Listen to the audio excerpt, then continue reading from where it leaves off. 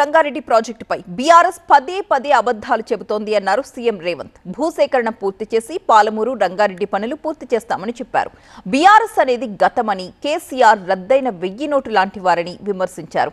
తుమ్మిడిహట్టిపై మహారాష్ట్ర సీఎంని ఒప్పించాల్సిన బాధ్యత బీజేపీ ఎంపీలు, ఎమ్మెల్యేలపై ఉందన్నారు. వాళ్ళ అంచనాల ప్రకారమే, వాళ్ళు ఇచ్చిన జీవో ప్రకారమే 55,000 కోట్ల రూపాయల పాలమూరు రంగారెడ్డి ఎత్తిపోతలు కావాలన్నా వాళ్ళు అదే చెప్తారు కదా. వాళ్ళ హయాంలో ఖర్చు పెట్టిందే 27,000 కోట్లు. వాళ్ళు ఆ రోజు చేసిన అంచనా 55,000 కోట్లు. ఈరోజు అది ఎంత అవుతుందో మళ్ళా కొత్త రేట్లు పెరిగినా ఇంకా అంచనా చేయలే. 50% కూడా నిధులు ఖర్చు పెట్టకుండా 90% పనులు ఎట్లా పూర్తవుతాయి అంటే అంచనాలన్నా అబద్ధం ఉండాలి, పని చేయకుండానే అబద్ధాలు చెప్పాలి. రెండింటికి పొంతన ఉండాలి కదా. టీఆర్ఎస్ వాళ్ళు ఏది చెప్పినా ఒక్క పైసా కూడా దానికి విలువ లేదు. టీఆర్ఎస్ అనేది గతం. సార్ కేసీఆర్ అనేట ఆయన రద్దయిపోయిన 1000 రూపాయల నోటు లాంటోడు. సో ఆ పార్టీకి కానీ ఆ నాయకులకు కానీ గతమే ఉంది, భవిష్యత్తు లేదు. వాళ్ళ గురించి మీరు ఏం పెద్దగా చింతించకండి, మనం ముందుకెళ్దాం. మోడీ గారు ప్రతి సంవత్సరం 2 కోట్ల ఉద్యోగాలు ఇస్తా అన్నాడా? 12 ఏళ్ళు అయింది, 24 కోట్ల ఉద్యోగాలు ఇచ్చిండా? పేదవాళ్ళ ప్రతి ఖాతాలో స్విస్ బ్యాంకులో నల్లధనం తెచ్చి 15 లక్షల రూపాయలు ప్రతి పేదోడి ఖాతాలో వేస్తా అన్నాడా? వేసిండా? నీ ఖాతాలు పడ్డాయి నరేందర్? పోనీ ఇక్కడ రాములు గారి ఖాతాలు పడ్డాయి, ఆయన కూడా పేద అయింది కదా. ఇట్లాంటి ఒక 50 చెప్తా నరేంద్ర మోడీ గారు ఇచ్చిన అష్యూరెన్సెస్. రైతుల ఆదాయాన్ని 2 ఇంతలు చేస్తా అన్నాడు, చేసిండా? పండించింది కొంటలేడు.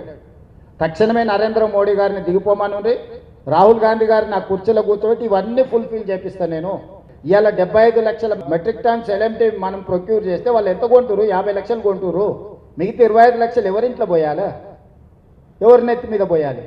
మొక్కలు కనీస మద్దతు ధర వాళ్ళు ప్రకటించారు, ఒక్క గిజ్జనన్న కొన్నారా? జొన్నలు కనీస మద్దతు ధర ప్రకటించారు, ఒక్క గిజ్జనన్న కొన్నారా? పొద్దుతిరుగుడు ఇత్తనాలు ఒక్క గిజ్జనన్న కొన్నారా? అంటే ఢిల్లీలో కూర్చొని కనీస మద్దతు ప్రకటించి ఇక మీ సాగు మీరు సాగుపోండి అని ఇదేం పెద్ద తెలివితేటలు అనుకుంటున్నారా వాళ్ళు? నాకు అర్థం కావట్లేదు. నేను వ్యూహాత్మకంగా ఎత్తుగడలతోని మనకు రావాల్సిన ప్రతి చుక్క నీటి హక్కులను నేను కాపాడుకునే బాధ్యత మేమందరం తీసుకుంటాం. ఉత్తమ్ కుమార్ రెడ్డి గారు, నేను నిరంతరం. ఇవాళ కేంద్ర ప్రభుత్వం మాట చెప్పిందంటే దాని అర్థమైంది, ఎవరు ఒత్తిడింది? కేంద్ర ప్రభుత్వము పాలమూరు రంగారెడ్డికి మీరు ఎన్ఓసి ఇస్తే తప్ప మీరు మాట్లాడడానికి లేదు అని ఇరిగేషన్ యూనియన్ క్యాబినెట్ సెక్రటరీ అన్నాడంటే మా ప్రయత్నం లేకుంటేనే ఆ మాట చెప్పిండా?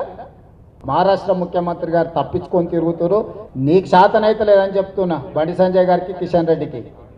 మీకు శాతనైతే మహారాష్ట్రలో పోయి తుమ్మిడేటి దగ్గర, ఎందుకంటే అది ఆదిలాబాదు, నిజామాబాదు, కరీంనగర్, మెదక్ వరకు అందరూ వాళ్ళే ఎంపీలు, ఎమ్మెల్యేలు ఉన్నారు.